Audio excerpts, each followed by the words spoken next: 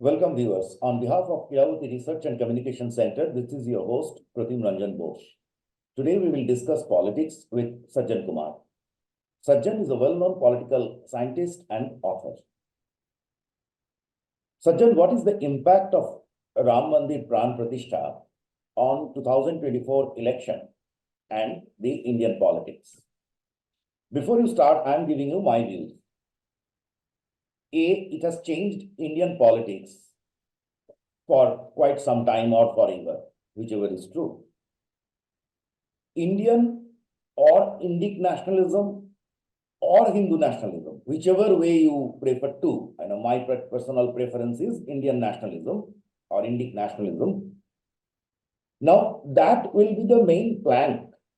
It will be a common plank in the national politics.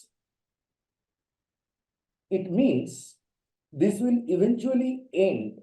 BJP there was a time when BJP or still some quarters point identify BJP as a Hindu nationalist party. So they were viewed as the torchbearers of Hindu interests or emotive issues. Now that will eventually end as Indic nationalism becomes the common plank. See, the politics will henceforth and very strongly move beyond the Mandir Masjid issues to efficient governance, development, etc., which were the vision behind liberalizing India. If we go back to Narasimha Rao's vision of post-ideological politics. The Prime Minister very, very timely gave the call for making India a developed country in 2047, that is 25 years from now. And finally, I do think last 5 years of Modi government had been extraordinary in all fronts. And it had given birth to a confident India, confident about its abilities. In 2024, therefore, a confident India will vote for Modi. Mandir may add to that swing, but it would be wrong to paint or describe the win, assuming he wins, as that it is the Mandir they won due to Mandir issues. Over to you, Sajjan. Yeah, that's a very pertinent question, Pratim. There are three tectonic shifts in Indian politics. If we take 1990 as the starting point, and that is linked to your question that are we witnessing the emergence of a confident India and by extension, a confident electorate? The answer is yes. And here are the three shifts that help understand this tectonic shift. One, if you see the Hindu psyche in early 1990 and 1992, it was about anger. It was about a sense of historical injustice. It was about anger against the entire Nehruvian project. And therefore, it was an assertion to reclaim the lost ground. However, today, if you see the popular Hindu psyche cutting across geography, cutting across caste, class, and gender, it is at ease. You don't see the kind of misfit wherein you are asserting, but at the same time, you are also anxious. Today you see a Hindu self, which is at ease with itself, and therefore it is confident. And therefore, it is willing to expand within its definition of culture, even those elements who hitherto have been considered antithetical or antagonistic. And therefore, this is one. Second, the traditional marker of left, center, and right positions in politics today are witnessing a completely tectonic shift. The ones who used to call themselves as centrist or liberals have shifted to the left. And it is the right that has not abandoned its right contour, but has also captured the centrist position. So today, the right is the bona fide liberal. And the erstwhile bona fide liberals are today hobnobbing with the left, and therefore you also see a centrality of the cultural politics of the right that used to define the earlier era of right-wing politics, today also acquiring a liberal face. And therefore it is at ease.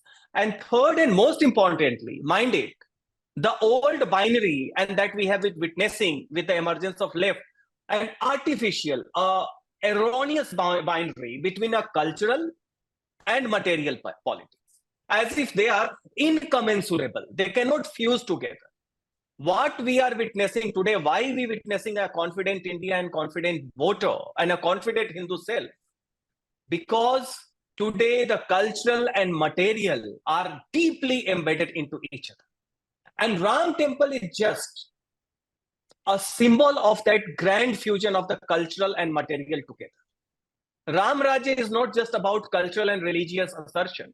It is also the coming of age of the promise of good governance. It is also about the anticipation of a good future. It is also about the big infrastructural project into those regions that hitherto have been coterminous with the symbolism of backwardness. And therefore, the combining of material and cultural politics, the ease that the Hindu self has acquired, a confident ease and therefore a grace, and the abdication of liberals of the central space and centrist space and shifting toward the left, which made right also accommodate the liberal space. All this together gives you a package, and Mr. Modi signifies that he never operates in singularity. It has been the trademark of his governance that you take a cultural issue, he will link economy to it. You take an economic issue, he will link society, common people, and history and culture to it. You talk about environment, it is not environment versus development as has been the frame. He will bring ecological development, ecology and development together. So this packaging of multiple aspects of aspiration, be it cultural, be it social, be it about economic or mundane issue or the sublime issue, they all are fusing together, and Ram temple or Ram Mandir is an issue that signifies the grand fusion together. And that is why what we witness that today India is overarchingly witnessing the emergence of a confident self and a confident voter. And 2024 that way is going to be a significant election from that vantage point. Very rightly said, Sajjan. I remember when Prime Minister Modi, after 2014, after his win, so he went back to Varanasi, and the importance he launched that Namami Gange and those projects, and there he linked it with the Hindu civilization that we always treated rivers as gods or goddesses. So that is why you should very, very rightly pointed out. I have a quick question to you before I move on to the third question. It's basically an afterthought. Indian nationalism, or as the global left would call it, Hindu nationalism, is coming to the fore. Does you already say that it is now going to good governance? Both you and me agree that we will now. Now, here is a question that they would try to bit about, is that this is the end of secularism. How do you look at it, very briefly? How do you look at it, whether it's a mere redefinition of what is secularism or what is not pseudo-secularism? And secondly, if the Indian nationalism goes to another, if the politics shifts gear to another level, the touchy issue of so-called minority votes. Now, how will they react to these changes? They must also be feeling the change in the psyche, in the system. How will they react? Globally, we know Saudi Arabia is getting more liberal than it was. There are many issues. Over to you very quickly. Where do you see secularism going from here? Yeah, Pratim, if you see the history of Indian secularism of the elites and secularism for the masses, were completely different. For the elite, secularism was just a cover-up to perpetuate their privileges, their politics of exclusion, wherein the ones who do not fulfill the criteria of their pedigree and privilege, they will talk about them, but they will never include them. This is one. For masses, secularism was never a negation of the presence of religious idiom, religious practices into the public sphere. All it meant that religion along with development should have a fusion, and therefore they both are not antagonistic, as I said earlier. Now, today what is happening, that this entire frame of defining secularism, wherein minorities can come up with a sense of pride with regard to their cultural and religious identity in public sphere, but the majority communities were made to feel that they have to be restrained as far as their cultural assertion is concerned into the public sphere. So religion is a personal matter is a dictum which was never applied to all the religiosity, particularly the minority and majority, in a similar way.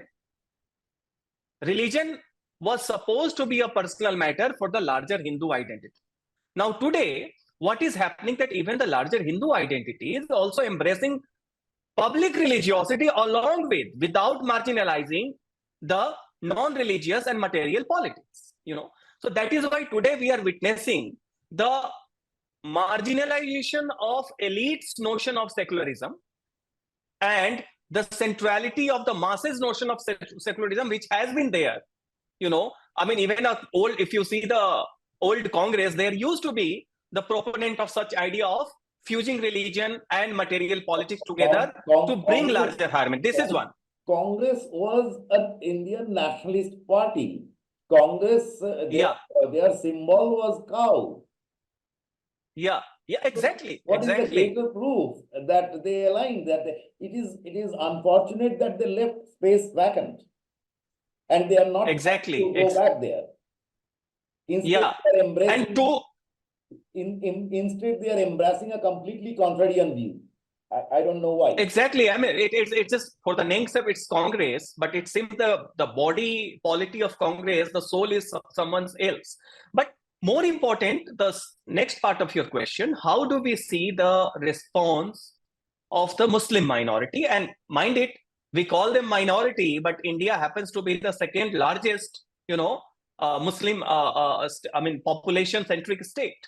So that sizable minority, we are witnessing two parallel trends. One, you also must be aware, when the Ram Temple issue emerged in late 80s and late 1980s and 1990s, there was a voice among the Muslim community which wanted to go for the mode of reconciliation. Because the argument was that these are the holy spaces which are very dear and which are reverent spaces to the millions and millions of Hindus. And therefore, it would be a historical gesture on part of the Muslim minority to voluntarily abdicate their claim and give it to the Hindu brethren. And this will set a good historical precedent, and thereby the future can be that, okay, let us resolve the disputed ones, 1, 2, 3, and let's move beyond this politics of religion. However, it was around that time when the historians of many great universities in India, JNU, DU, etc., the secular historians, primarily they were the Marxist activists pretending to be historians. They had read history, they were expert, but the way they tried to project history was just to serve the agenda of a party. They, along with some of the kitchen cabinet which has emerged during Rajiv Gandhi's days, secular fundamentalists, etc., the Iyers and Iyengers and others, they all came together. Not only did they discourage the voices of reconciliation within the Muslim minority, but they also encouraged the confrontationist voices, saying that it will endanger secularism. This is what. But today what is happening? I do fully agree with you. This is so sad. We could have avoided this end. Where you are seeing, you were going to court. It could have been ended in a much nicer way. Yeah, yeah. So today, what we are witnessing, that there is also, we are witnessing a competition between these two parallel trends. One, a confrontationist view, which is supported by many leaders of Congress, elite secularism, some of the remnant and residuals of the West, left ideology, and other, by extension, the ecosystem.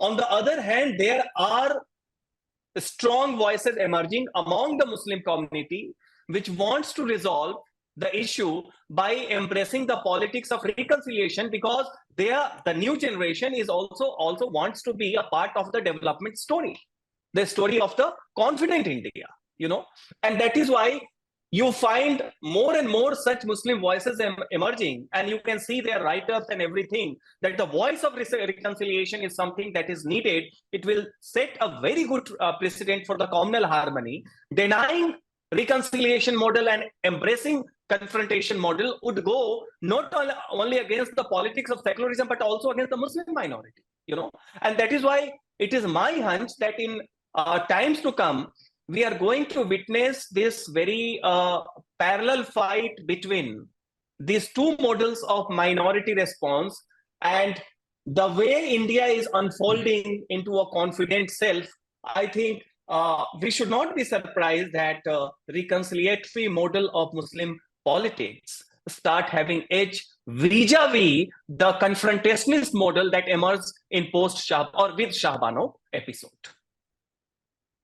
Yeah, I also think that globally, the kind of resistance that has started coming, the change in politics, we saw what happened in Holland.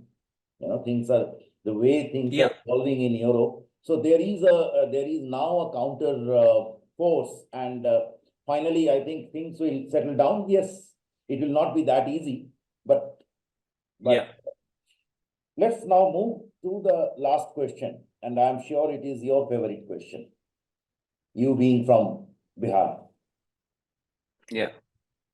So Mr. Nitish Kumar has done and redone his Trapezoid Act once again. Two questions.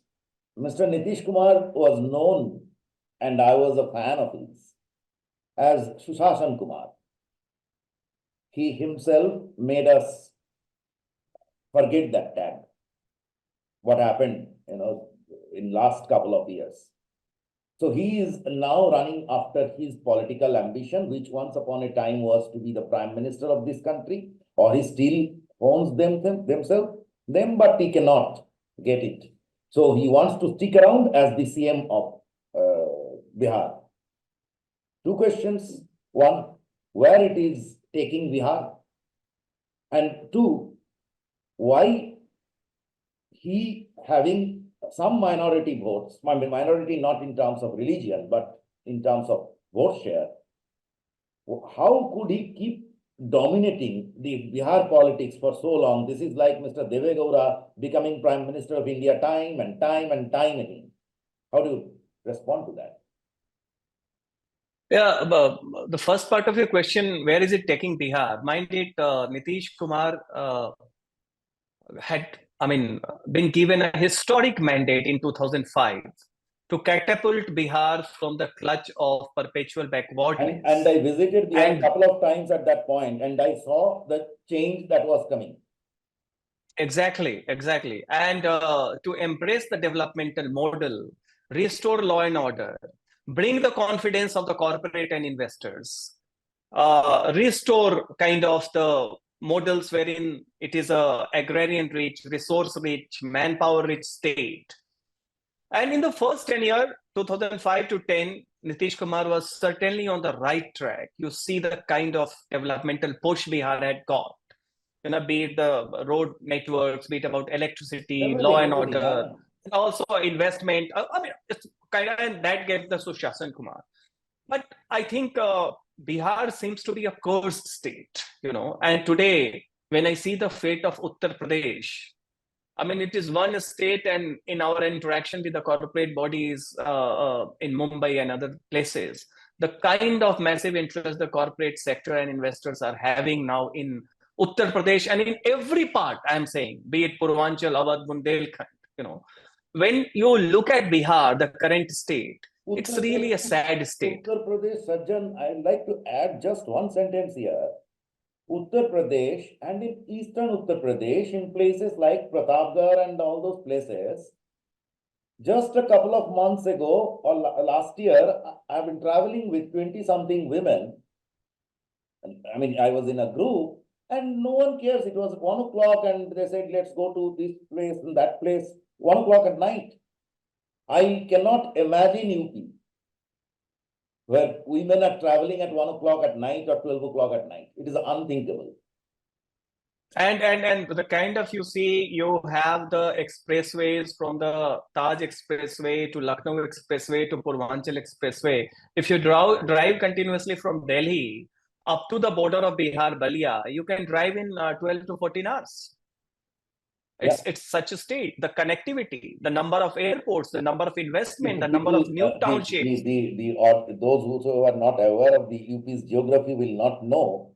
It is the longest stretch. I don't know. Can't just often tell how many kilometers. It should be close to somewhere around 1,000 kilometers. 1,000 kilometers, 1,000 kilometers. Exactly. And then given that the kind of law and order and all sort of confidence that the investors and the corporate bodies are showing. So compared to that, Nitish Kumar betrayed the mandate, the historic mandate. This is one. And I do not see a way out for Bihar, which is a sad state. Very soon, some big push, what we call as escape velocity is needed, to catapult Bihar into the kind of a cursed web and be placed into from where it can have a good start and a tectonic start. This is one. He betrayed the mandate that he had got. He faltered for his personal political ambition. That is where the second part is linked. If he has betrayed, if Bihar started dreaming something better, but then it has gone back under his leadership to the same hole where it was. If that be the case, why, including BJP, which talks about growth and development in national politics, is open with their arms for Nitish Kumar? And there comes the political compulsions, because then you have to also blame, the share of blame is not just Nitish Kumar, but also the people of Bihar who have been giving continuously the kind of mandate which makes it easier for Nitish Kumar to oscillate like a pendulum at his whim and fancy for his political. Now, 2014 Lok Sabha election, before that he has left BJP, and was contested election on his own. He won just 2 seats, fine. But 2015, when he sided with Lalu Prasad Yadav and Congress, the mandate was clear. Nitish Kumar joins the RJD and Congress alliance, he has majority. He comes with BJP, there is majority. The same thing in 2020 was also repeated. Any two party that comes together will have the majority out of the 3 main players, Nitish, Lalu and BJP. So we also have to question the kind of not only a fractured mandate, but a mandate which encourages politics of Ayaram Gayaram. Exactly. Ayaram Gayaram. And a state wherein ideology... Is Bihar an exception in India? Isn't Bihar an exception in entire India in voting in this so brutally in caste terms? In terms of degree, no, but in terms of intensity, in terms of direction, no, but in terms of degree and intensity, yes. Exactly. It is a state which seems to be beholden around certain personality, and not personality of individual, but personality of individual along with his or her social identity, And it is a state wherein still you see the language of politics is caught into the Mandal era, People there are parties which wants to go back to 1990 and late 1980s, When you are in 21st century, you have to increase the size of the cake, developmental cake, so that everyone has a share. The cake is becoming a muffin, it is shrinking, and therein you are talking about the proportionate share, proportionate reservation, etc. That's completely madness. It's such a state wherein the overwhelming people are forced from education and for skilled and non-skilled job to migrate, So Bihar shows a way of despair. It shows a way wherein the clash of personality and personal ambition is so much high that people are willing to abdicate the historical responsibility that was there. And politics of compulsion is that for a party like BJP, which doesn't have the kind of comfort zone in Bihar the way it has in other Hindi and northern states, it is bound to align with Nitish Kumar, given the 2024, because Nitish Kumar may be despised, may be criticized, but he is still holding over a section of electorates who hail from weaker OBCs, Mahadalits, women, because in a very grammar of rustic politics dominated by dominant intermediary caste like RJD, party like RJD, or has a memory of the traditional feudal dominance that was represented by Congress, and now some elements are in BJP. There is still a section, weaker, vulnerable section in Bihar, which may not like Nitish, but doesn't have an alternative. And for BJP, it becomes a compulsion. And that is not something,